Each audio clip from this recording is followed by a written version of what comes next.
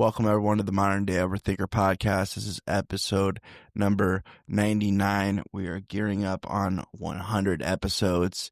If you think you have a topic or a guest you want to see on episode 100, please let me know. I still have not locked that down. I am a procrastinator, but I've also been trying to figure that out and brainstorming and trying to come up with something in my head, and I haven't thought of a genius idea, but I have asked a couple people. I have not heard back from either of them. So if you know anyone, let me know, or if you could please maybe not bother, but reach out to Allegra Castens. She's very popular on Instagram and social media in general for OCD and her story. We have a lot of similarities, and I'd like to really talk to her about those similarities. And I think it'd be a great episode and very eye-opening for people who don't understand pure OCD and intrusive thoughts and things like that. And we could take a real big, deep dive into that. So it's been an interesting year. It's been a year of growth, some struggle, some change. I really just wanted to get my feet planted on planet Earth this year because I was last year was just rough, and going to treatment was the right thing to do. I've said that many times before. Shout out to any of my friends in treatment that might be listening. I love you. We had a great group. Without that group, I don't know if I would have made it through. Who knows? But yeah, it's been some changes going on, a lot of changes with meds and things like that. And I've been adjusting therapy. Therapy actually has gone really well, and it's been in overdrive ever since almost the middle of the year, I would say. I got a new therapist. She is awesome, and I know she's listening to this right now. She doesn't think she's awesome, but she should know she's awesome. She has similar things that I have going inside of her head, inside her head. Talking's hard. Maybe I shouldn't have a podcast then. I'm just kidding. But very grateful for her. And yeah, some of us don't do well with compliments, and I'm one of those people, and I think she's struggles with that as well. I could be just, assuming, and I'm sorry for that. Either way, I'm glad she is in my life, and I'm glad she's helping me out, and she really actually cares. I've gotten to know that over the years, what therapists, truly care, or what are the ones that act like they care just because, this is their job. And I can honestly say that my therapist is in it because she loves to do it. And I might miss a text from her while I'm on this recording. Well, she knows I'm recording right now because I feel like I have a therapist on retainer. It's pretty cool, but also, I hope she's still living her best life. Maybe this is her best life, which is awesome, and I hope she's helping a lot of people. That comes to a point that I wanted to address as of right now, as of remembering it. And I didn't really think I was going to talk about this, but we're kind of freestyling and going off of some bullet points here. One thing my therapist has told me recently is that I see the good in people. I'm really good at seeing the good in people, and I'm not sure where that comes from. I can have some theories. I have some theories, and that's probably, dealing with some of the trials and tribulations I've dealt with mentally. I always have to phrase that because everybody, I remember when I was growing up, like, people used to compare, like, you weren't really struggling if you weren't struggling financially. And talk to somebody in Hollywood about that. A lot of them are miserable. Money doesn't buy happiness. Old saying, true saying. But getting back to what my therapist told me, I don't know what it is. I think it's because I want to be everyone's friend. They don't have to think. I just want to be somebody that people can trust and know that I'm not going to judge them. I obviously fall short. I still judge people. I'm not anywhere near perfect, but I know some people who have done some pretty bad things. Some that are turning their life around, others that I don't know.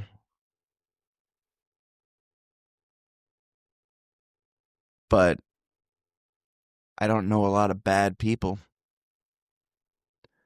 I know some people who make horrible decisions, who have made horrible decisions. And that could be tied with addiction, that could be tied with trauma, that could be tied with you name it. And I just want to give everyone the benefit of the doubt, because that's what I want people to do to me.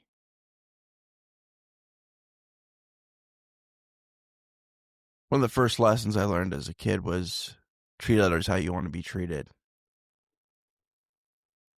And I think that's why I see the good in people, or tried my best to see the good in people, and others maybe don't.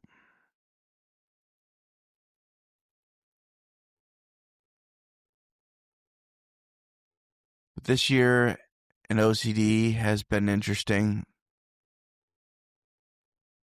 It's a complete, not a full 180, but it's pretty damn near a 180 of where I was at last year, just a couple months ago last year.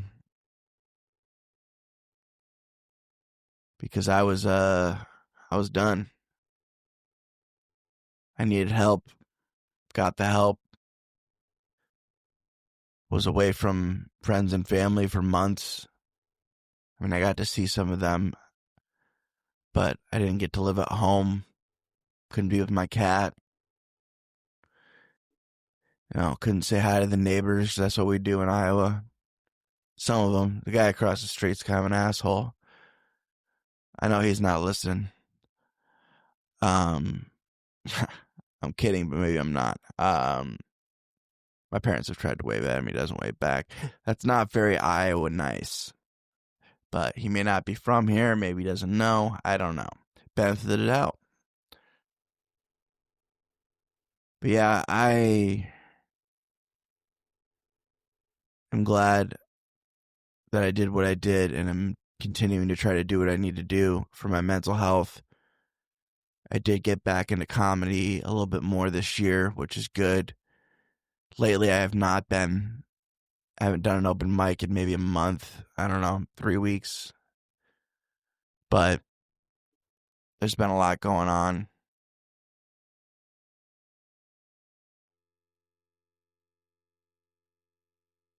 We recently, in my family, had to bury the pillar of our family. That was my grandma, Nancy Strajack. I'm not even saying this in a biased way, but she is one of the, how do I want to put this? One of the most respectable, loving,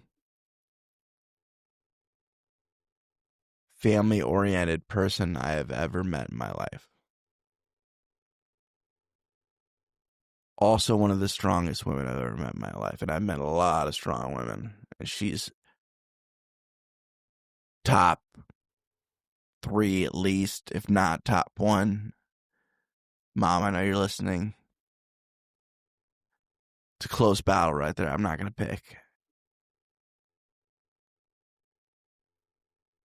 And it still hasn't hit me yet. Grieving's weird. I don't know how to process it. I felt numb at the funeral and the visitation. You know, other people were, you know, showing their emotions and crying, and I don't know. It's not that I'm not sad about it, because I am, but it's just weird. I know my grandma wouldn't want me to be sad. I know she wanted me to clean my house and stay busy. That was the key.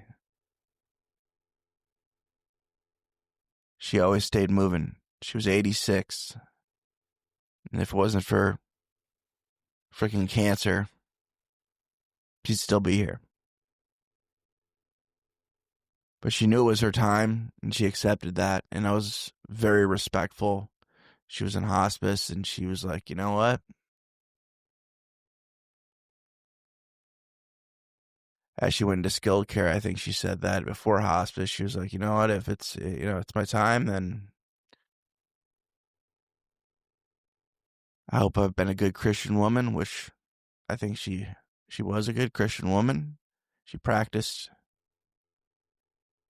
Christian values, and she was just very content. She was very happy that she had such a loving family, but that loving family learned from her.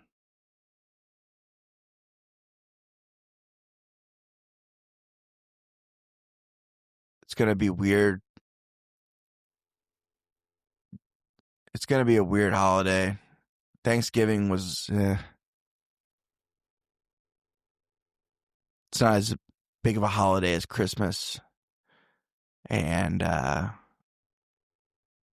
not going to her house on Christmas is just, it almost seems criminal. It's very weird. But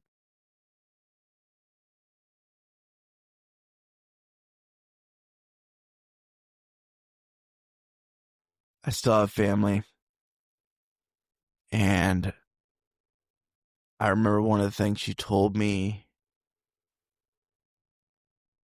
before she passed was, because I know I hear a lot of people talk about, you know, church and religion, and that's another thing I've gotten into this year, back into, is going to church consistently.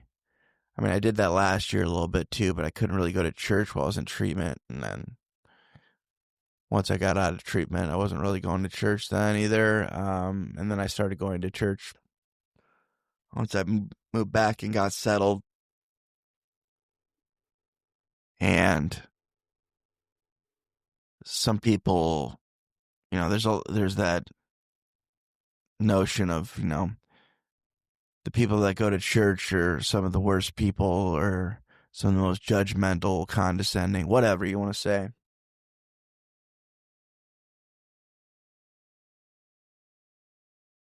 But that's not the case with all of them. But also, she made a point to say, you don't have to go to church to be a good Christian. And she said she may get in trouble for that, but also that it's much more important to just be a good person.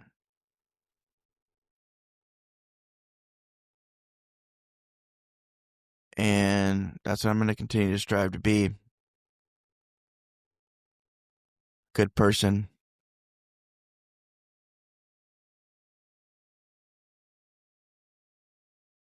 I think I love people the way I wish I could love myself.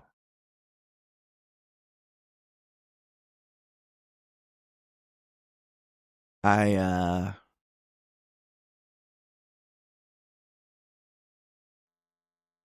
a work in progress, as we all are. A lot of us are our own worst critics, own worst enemies.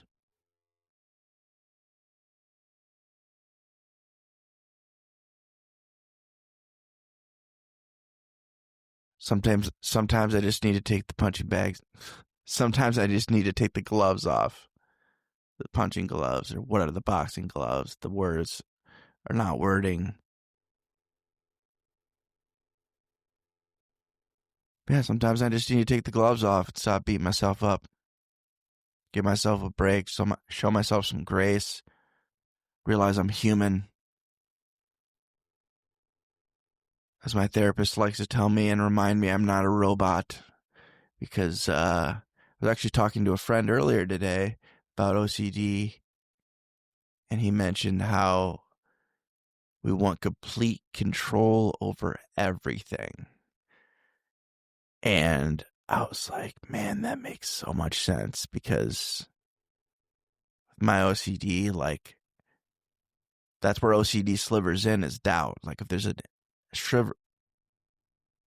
any ounce of doubt, or any small, even drop of doubt, OCD is going to be like, all right, let's think about this. Let's question it. Let's ruminate on it for the next 24 hours.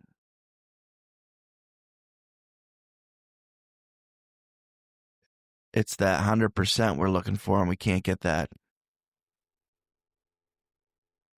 A lot of things aren't 100%. And we have to accept that. Acceptance is very, very important if you have OCD. You have to be able to accept the things you cannot change, just like the Serenity Prayer. And the Serenity Prayer is the most repeated prayer by me by far. Not even close. Because it applies not only to my recovery from substance abuse, but my recovery from OCD as well.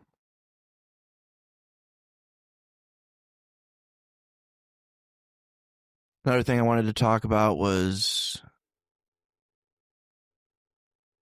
being a single dude that's 35 with no kids, never been divorced. It's very, especially where I'm from, I've taken a non-traditional path. This wasn't where I planned to be, but plans don't always work out. If you would have asked 16-year-old Collin where he'd be right now, it wouldn't be recording a podcast in his basement with his cat in the other room, because she'll disrupt the podcast. I thought I'd be a dad right now. I thought I'd be a husband. I've accepted the fact that I'm not, and that's okay.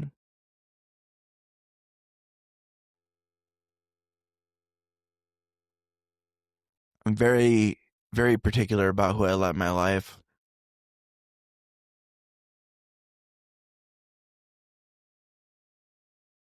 Because once I let you in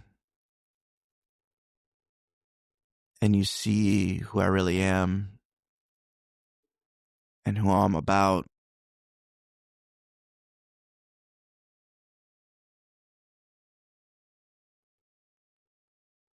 I don't want you to be a stranger.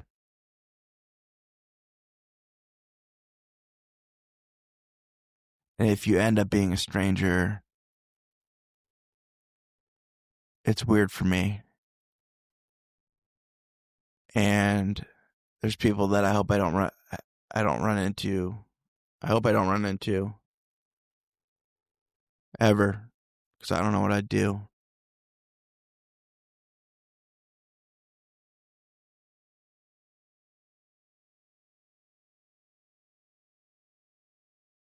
Loneliness is tricky.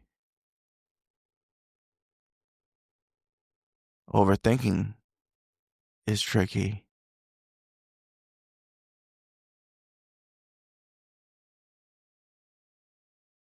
I once again deleted all the dating apps off my phone. Not doing any of the dating apps, any of the websites, nothing.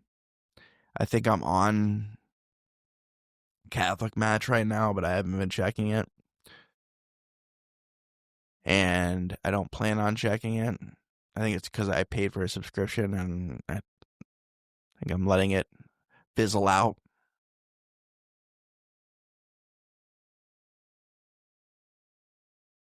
But yeah, overthinking gets in the way.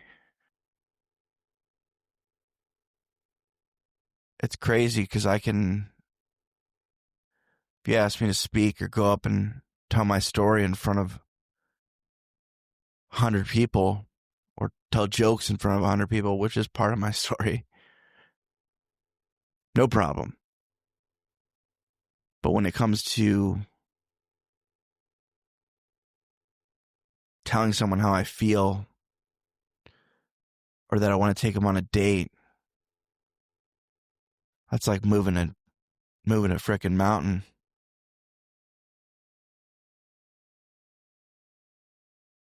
That's like moving the whole Rocky Mountains.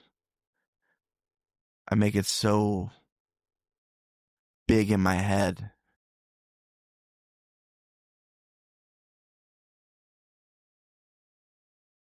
And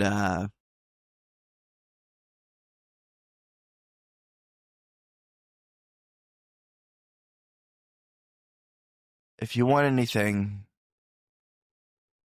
you typically got to work for it. I don't know how much that applies for, getting a first date. I don't think I should have to battle amongst hundreds of men on a dating app, so that's why I don't do it. Because I wasn't winning any battles. I was doing terrible. I'm being straight up honest with you. I was not good on the dating apps. I felt like a piece of shit. Like, wow.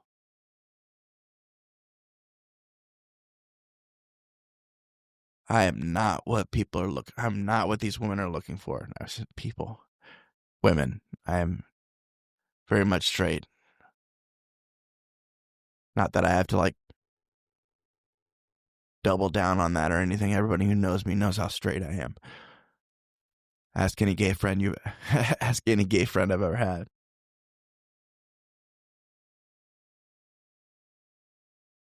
This time of year, though, you start thinking about it. People are going to start posting more engagement pictures, and I have friends posting. Sorry, lost my train of thought there for a second. I had people posting about, expecting, they're expecting parents now, or, they're going to have another kid, or stuff like that. And it's cool to see. I'm not happy for them. And I'm not necessarily jealous because right now, I know that having kids is not what I want right now. And it's not really, it doesn't fit into my life right now. At some point, sure.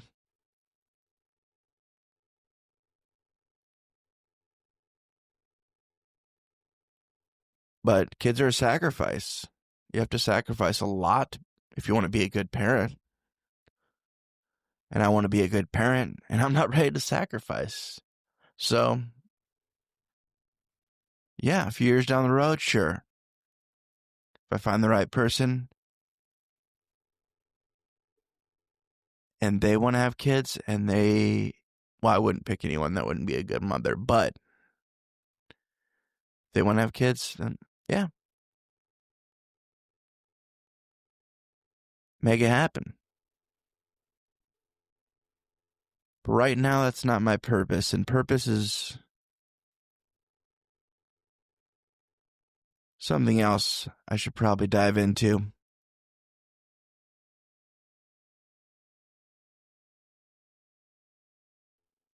I've always known that I had a reason to be kept on this planet.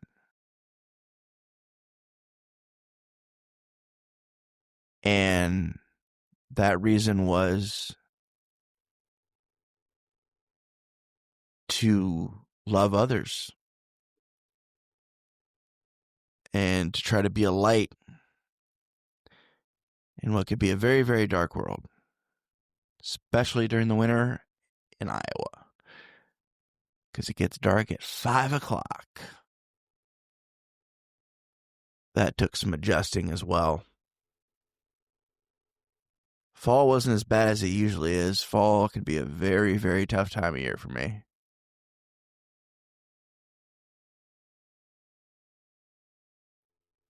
But lately I've thought about my purpose even more. I love my job. I love what I do. But it's not something I see I'm going to be doing forever.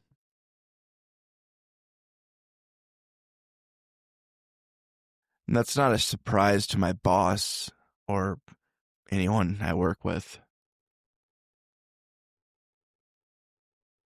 I just know that eventually I'm going to have to go all in on something that's either going to be this podcast, creating content, comedy, maybe all of those things if I could make a living doing it. Right now, I could not. That being said, if you're listening to this podcast and you do enjoy it, I'm not asking for money. But if you've listened to a couple episodes and you're like, I like this guy, or I like his guests. I may not like him, but I like his guests. I like the content that he puts out. Please leave a review. Those reviews help so much. And once you get to a certain amount of views, then you will see an uptick in promotion on certain platforms, especially Apple, which I know 75% of you are listening from.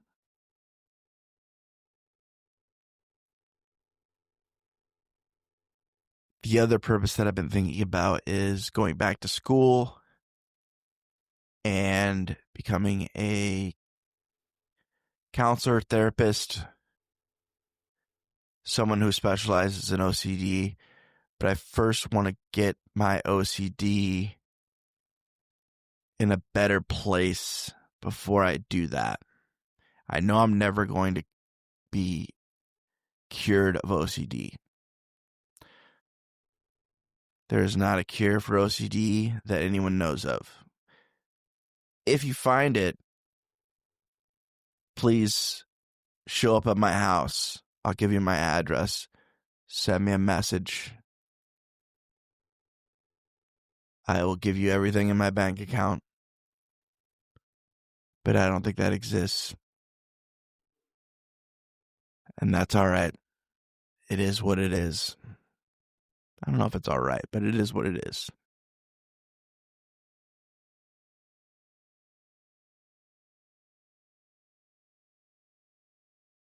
But let's get back to being single, especially around this time of year and being my age. Being my age and single in Iowa is somewhat rare. It's a lot of people get married in their 20s, mid 20s, lower 20s, upper 20s, just 20s in general. But it's not uncommon. Meet your wife in high school or your wife in college. Shout out Brian the Lion. Actually, I think he met her after. No, never mind. Take that back. But shout out Brian the Lion anyway, because I love that guy. He was not the right example for that. This is a podcast. This is not a scripted radio show. Looking at some of the notes that I have here, though, like bullet points, just stuff I want to cover. I'm not going to be reading straight off of this. I think I've used like one word out of this whole thing, or a couple words. Whatever. You know what I'm getting at.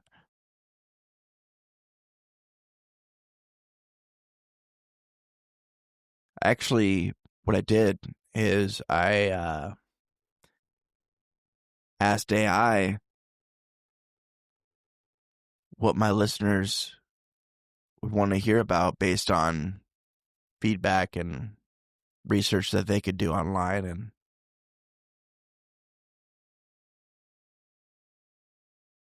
it gave me some decent topics. The relationships was one, and year-end reflection was one.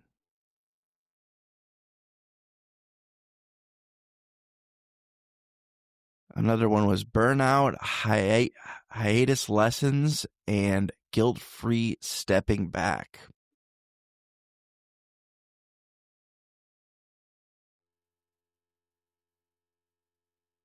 I know all about burnout, and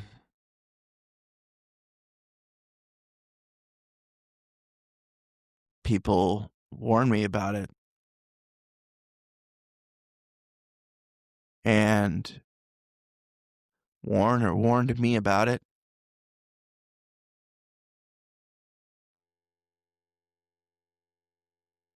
And I know what I need to do.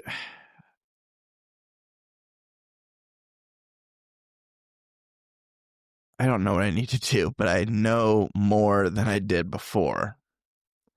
And I know that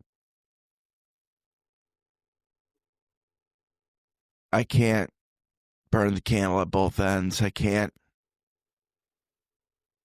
bite off more than I can chew. I need to have balance. Otherwise, things can go downhill very quickly.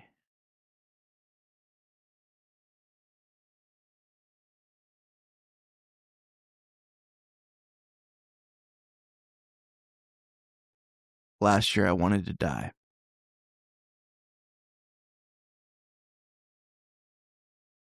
And I'm glad I chose not to.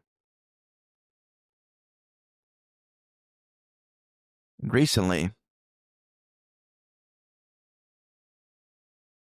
just a little over a week and a half ago, I had a very, very dark day. And I hadn't had a day like that in a long time. It wasn't quite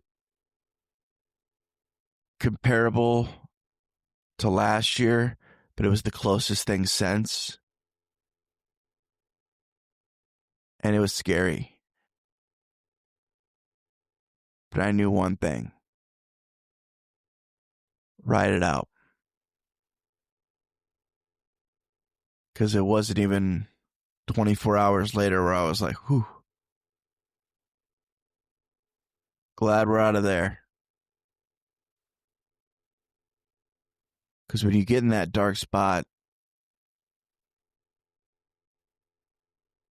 you don't look forward to anything. You don't feel like you deserve anything happy, anything good. Deserve anything happy. Deserve to be happy. There I go. Questioning myself. But I once heard that procrastination can be your friend. And procrastination can keep you from doing something you can't come back from. Like taking your own life. Or like relapsing, for example, if you're in recovery. So you may not make it back to recovery.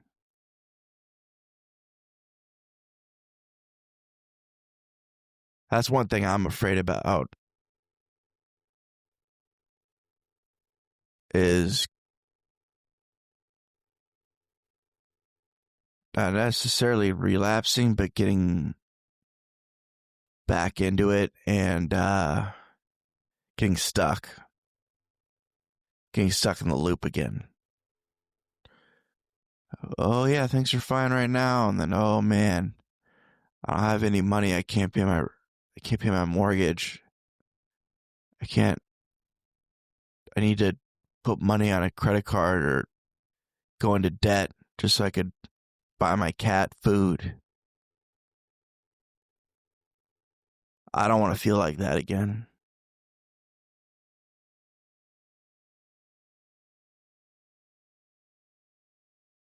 And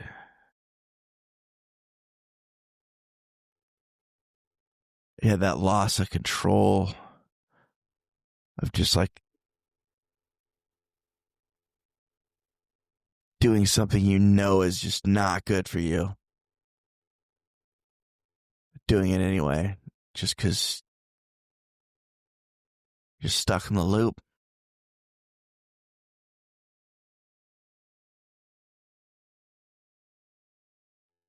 I was reminded of that recently. I'm going to talk openly about this, as most people expect from me, and that's what they seem to admire about this podcast. At least that's what AI told me. This was a couple weeks ago. I think I was trying to get out of my own head, or I don't know what I was trying to do something that made me feel something. Then I didn't want to use drugs. I didn't want to drink. So I was like, okay, let's what's something else that can be potentially self-destructive? And the fact that you can gamble online now is scary. Especially since you could do it from your phone. Well, that's how it started. I found an app that allowed me to gamble the way I want to gamble, because I'm not a slots guy. I love blackjack, and I found out I could play blackjack and play the way I wanted to play, and so that's what I did. And I was playing mines as well, and I took a hit.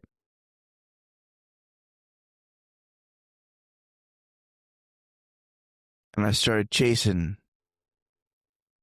my losses, as they say. And I felt awful.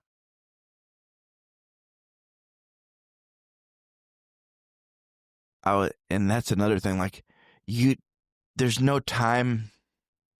There is time for you to think about when you could delay like dealing the next hand, but you're just clicking and clicking and waiting for the next hand. You can do it as fast as you want. At least when you're in a casino, they have to shuffle the deck.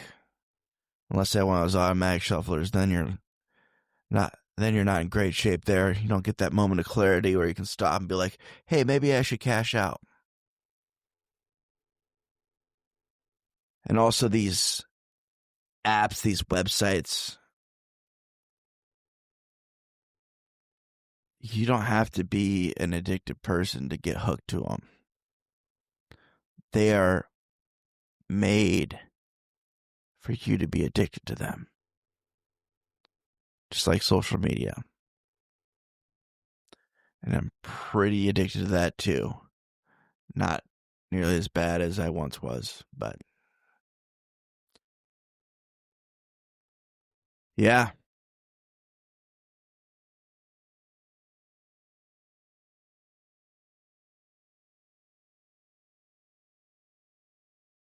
I learned a lesson.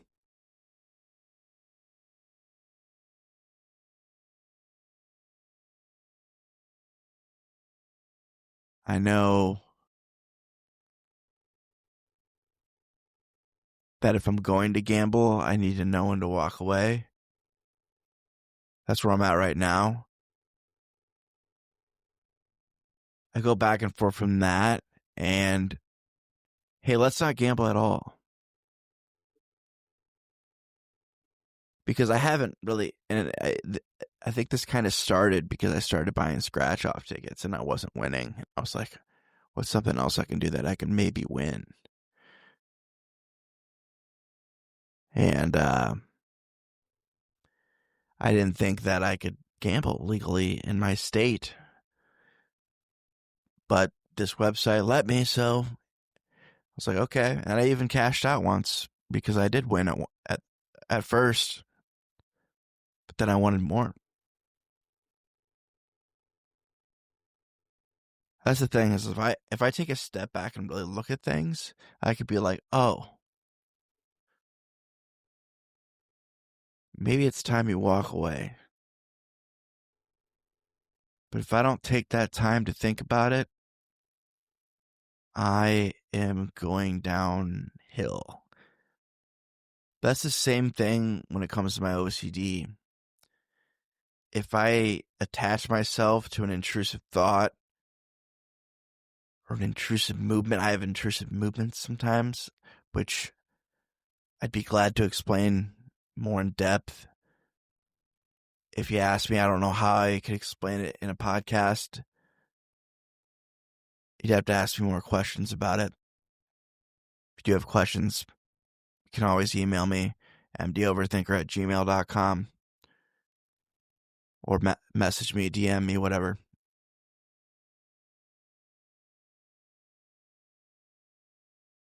When my OCD latches onto a thought, I have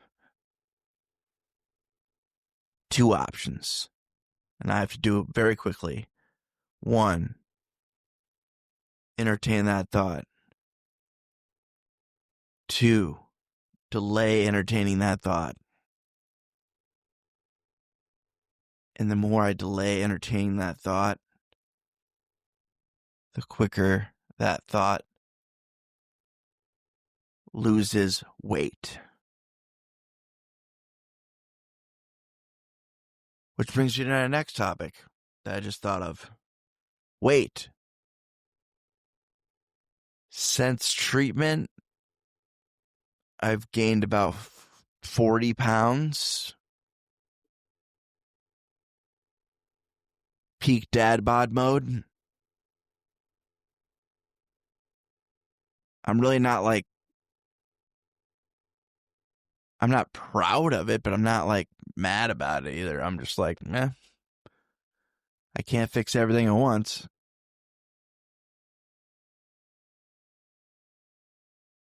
Trying to get back into the gym. I haven't prioritized it the way I want to, but we'll get there.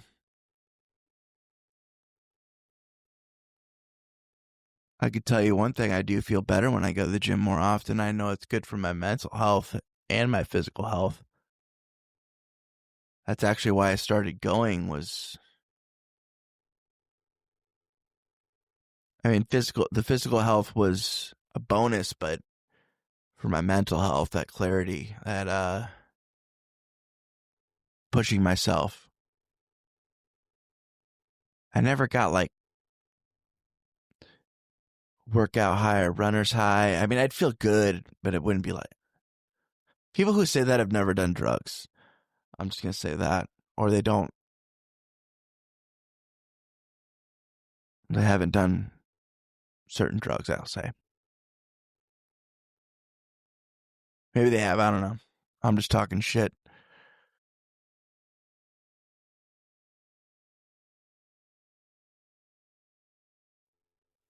Another thing I wanted to talk about was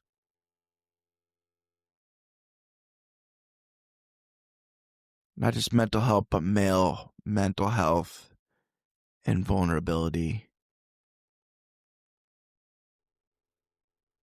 I remember before I got into recovery, it would be very rare. It'd have to be like very drastic circumstances where I would talk to my friends about serious things that were going on in my life or in their lives or going on in their head specifically.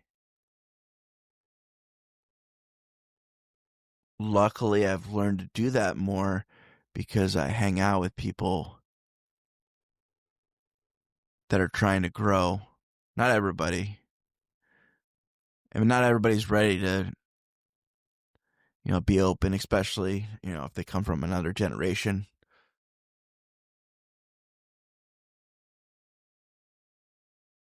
But honesty is a big thing in recovery.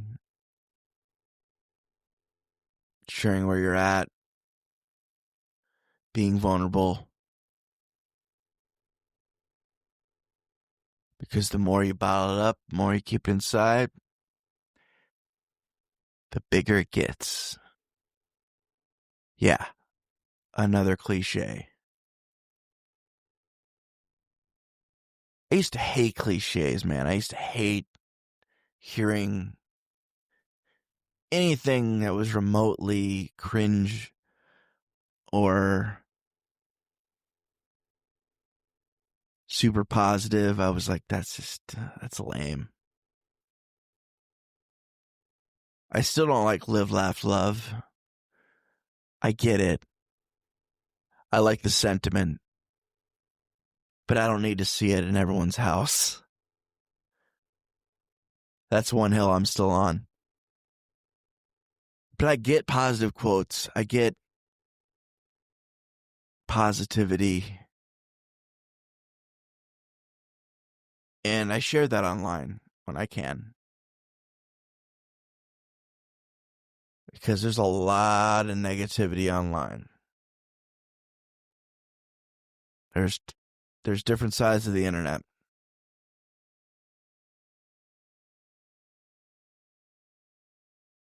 And I definitely recommend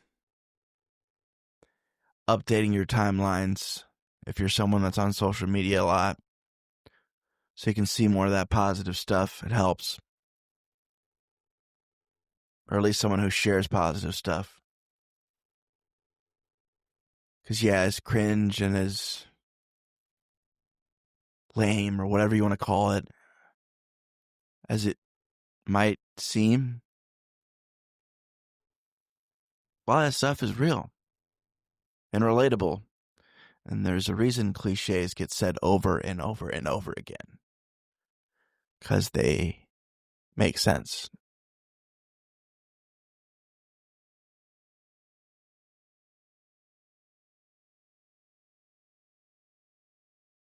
Another thing that came up from my mild research using AI was the topic of people pleasing, boundaries, and overthinking rejection.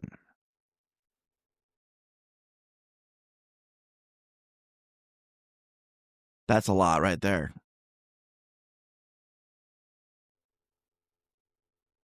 I've always wanted people to like me. I talked about at the beginning, I want everyone to be my friend. I want everyone to feel like they have a friend.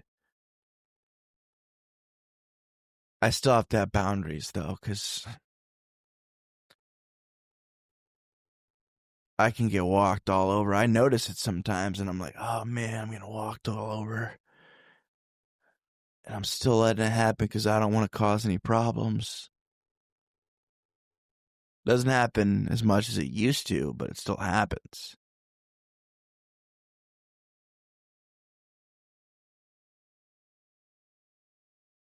And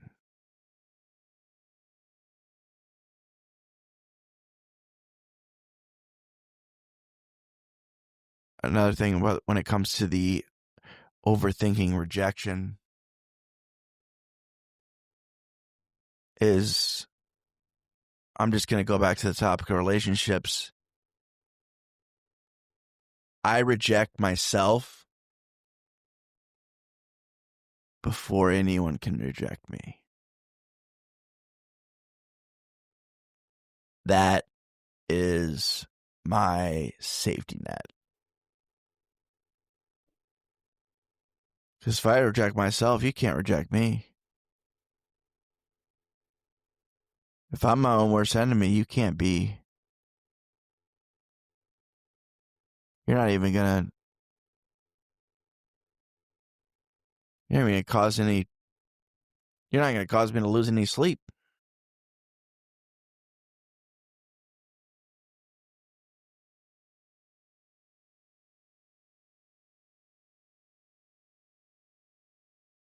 But that's not a good way to live.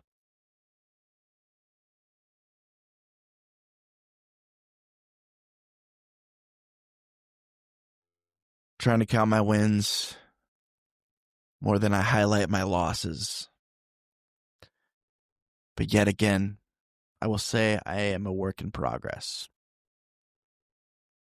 And if you're working on yourself,